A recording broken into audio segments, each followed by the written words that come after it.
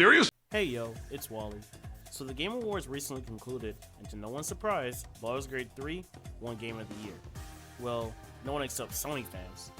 I've been seeing people's response to the whole situation, and it got me interested enough to talk about it, but before I do so, be sure to like and subscribe, and also comment your thoughts on the whole situation.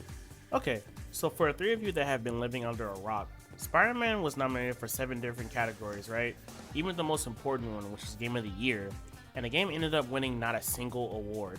I thought it made sense. The game was pretty mid overall, to be honest, but apparently Sony fans felt it got robbed of Game of the Year and other awards, and I was legit dumbfounded by these guys' claim on that.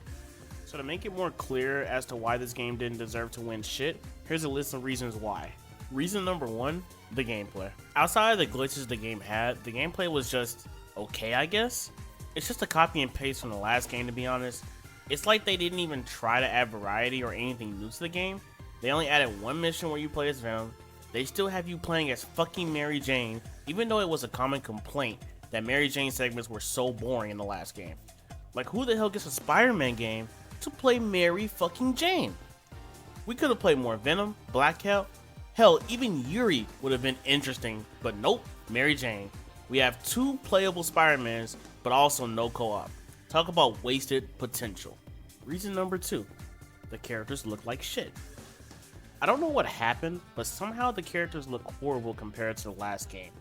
Peter looks like he's 12 years old. Miles is rocking the new age typical black fuckboy hairstyle. Please let this stupid trend just die already. And Mary Jane. Mary Jane somehow looks older than Aunt May, and her face, it looks like she got beaten by an ugly stick.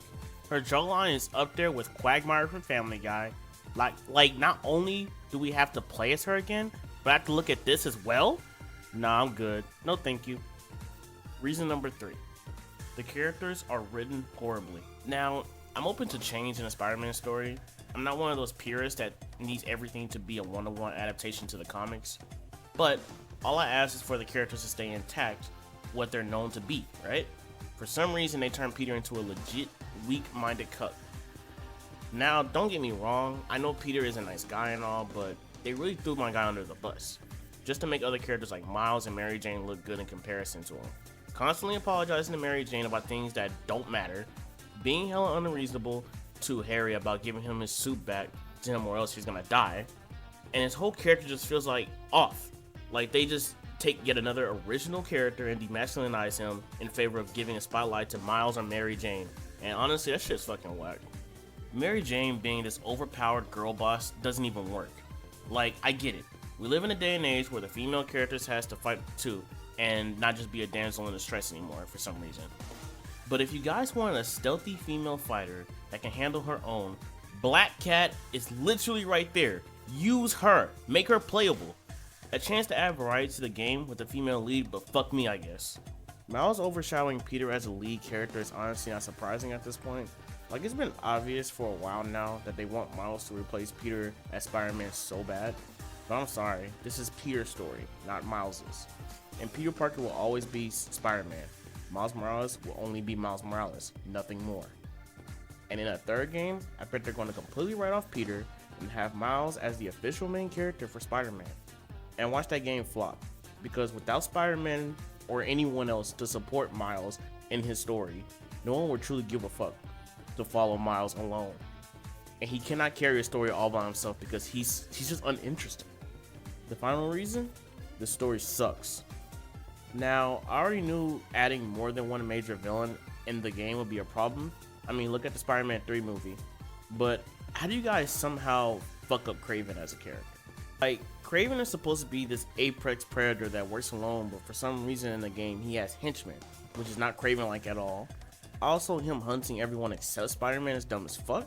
Like in the comics, he wants to challenge himself, and he hunts the ultimate prey, which he finds out is Spider-Man. But here, he just hunts all the villains, and then so happen to eventually hunt Spider-Man due to coincidence of them running into each other. Like, if you wanted to hunt the ultimate prey, why go after the villains that were already defeated? Why not go after the guy that defeated them, but whatever. Then he just gets killed off by Venom in a weak way. Kraven was such a letdown compared to how hyped up he was being, to be honest. Black Cat's whole purpose in the game, and I shit you not, was coming out as gay, then leaving the story completely. Very progressive, guys. Very progressive. The whole story was just extremely predictable on every story beat. Mary Jane, for whatever fucking reason, gets turned into Scream, which is a war crime within itself, because it never happened in the comics, like ever. That's not a thing. And the boss battle was just ass. Like, Peter apologizing to her during the whole fight, and her just bitching about irrelevant issues like, no one's ever read my book. What about you? Why is it always about you? What about me? I'm the one that met. Like, no one gives a fuck. I'm sorry. And the conclusion to the story was so unsatisfying. Like, Harry dies, which I figured would happen, but here comes Miles with the power of Jesus and just reviving him because why not?